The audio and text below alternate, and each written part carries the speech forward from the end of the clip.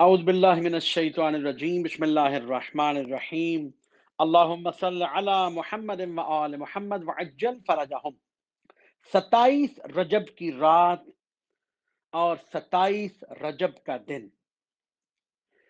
سال بھر کی متبرک راتوں میں سے ایک رات ہے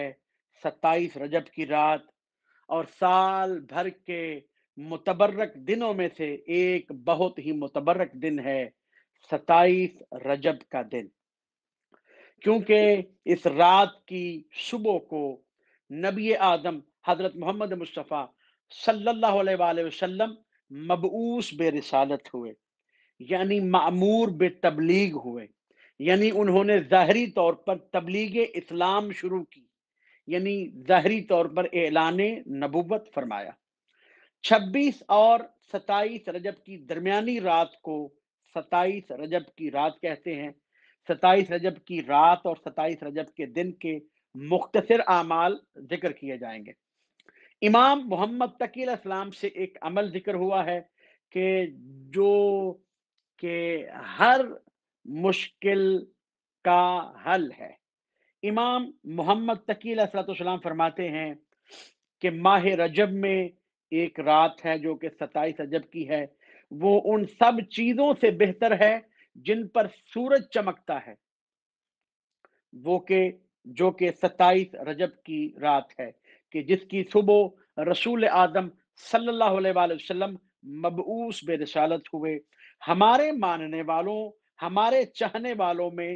جو بھی اس رات کا یہ عمل کرے گا تو اس کو 60 یعنی 60 ایئر یعنی 60 سال کے عمل کا ثواب حاصل ہوگا۔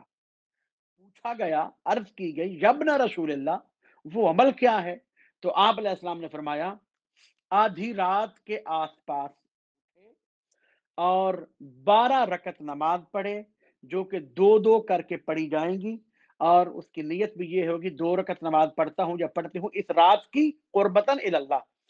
اور پھر فرماتے ہیں دو دو کر کے پڑھے، اور ہر رکعت میں سورہ حمد کے بعد، سورۃ الحمد کے بعد قرآن کی آخری مفصل صورتوں میں سے مفصل صورتیں شیخ عباس کمی فرماتے ہیں کہ سورہ محمد سے لے کر جو کہ 26ویں پارے میں ہے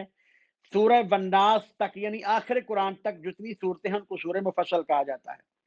تو معصوم فرماتے ہیں دو دو رکعت کر کے پڑھے، اور ہر رکعت میں سورہ حمد کے بعد کوئی ایک سورہ پڑھے سورہ مفصل صورتوں میں سے، یعنی سورہ کافرون پڑھ لے، سورہ قدر پڑھ لے، سورہ کوثر پڑھ لے، سورہ توحید پڑھ لے، سورہ ناس پڑھ لے، کوئی ایک سورت ان میں سے پڑھے، اور یہ 12 رکعت مکمل کرنے کے بعد بیٹھے اور بیٹھ کر سورۃ الحمد 7 مرتبہ پڑھے، پھر سورہ فلق 7 مرتبہ پڑھے، پھر سورہ ناس 7 مرتبہ پڑھے، پھر سورہ توحید 7 مرتبہ پڑھے، پھر سورہ کافرون 7 مرتبہ پڑھے، پھر سورہ قدر 7 مرتبہ پڑھے، اور آیت الکرسی 7 مرتبہ پڑھے۔ ان سب کو 7 مرتبہ پڑھے، اور سب کے پڑھنے کے بعد یہ دعا پڑھے جو کہ مفاتیح الجنان میں درج ہے، الحمدللہ الذی لم یتخذ ولدا ولم یکن لہ شریک فی الملک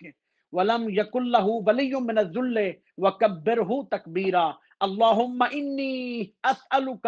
بمعاقد عزک علی ارکان عرشک ومنتہى الرحمہ من کتابک وبسمک الاعظم اعظم اعظم وذکرک الاعلی اعلی اعلی وبکلماتک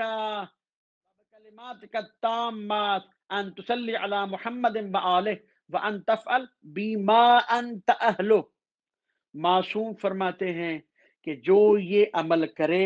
اس کے بعد جو دعا مانگے گا وہ پوری ہوگی۔ اگر فالج زدہ ہے تو وہ سالم ہو جائے گا، اگر اندھا ہے تو وہ بینا ہو جائے گا، اگر وہ معذور ہے تو وہ تندرست ہو جائے گا، کسی بھی بیماری میں اگر وہ ہے اس کی وہ بیماری دور ہو جائے گی، اور ہر دعا اس کے حق میں یہ قبول ہوگی جو 27 رجب کی رات یہ عمل کرے گا۔ اس کے بعد آتا ہے 27 رجب کا دن۔ میں یہ ذکر کرتا چلوں کہ 27 رجب کی رات ہو یا دن ہو، ان دونوں میں رات اور دن میں غسل کرنا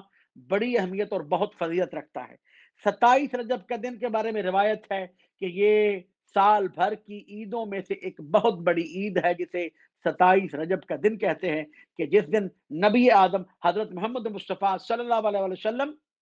मबऊस बेरिसालत हुए। इस दिन के मुख्तसर आमाल में से एक अमल है कि कसरत से सलवात पढ़े, दुरूद पढ़े, अल्लाहुम्मा सल्ली अला मुहम्मद व आल मोहम्मद, और अगर साथ में वअज्जल फरजहुम का इजाफा फरमाए तो यकीनन सवाब में इजाफा होगा। अल्लाहुम्मा सल्ली अला मुहम्मद व आल मोहम्मद वअज्जल फरजहुम। और नबी आदम हजरत मोहम्मद मुस्तफ़ा सल्लल्लाहु अलैहि वसल्लम की ज़ियारत पढ़े, और अमीर अल मोमिनीन अली इब्न अबी तालिब अलैहिस्सलातु वस्सलाम की ज़ियारत पढ़े। और इस दिन का आखिरी अमल, इस दिन रोजा रखे, 27 रजब का रोजा। ये दिन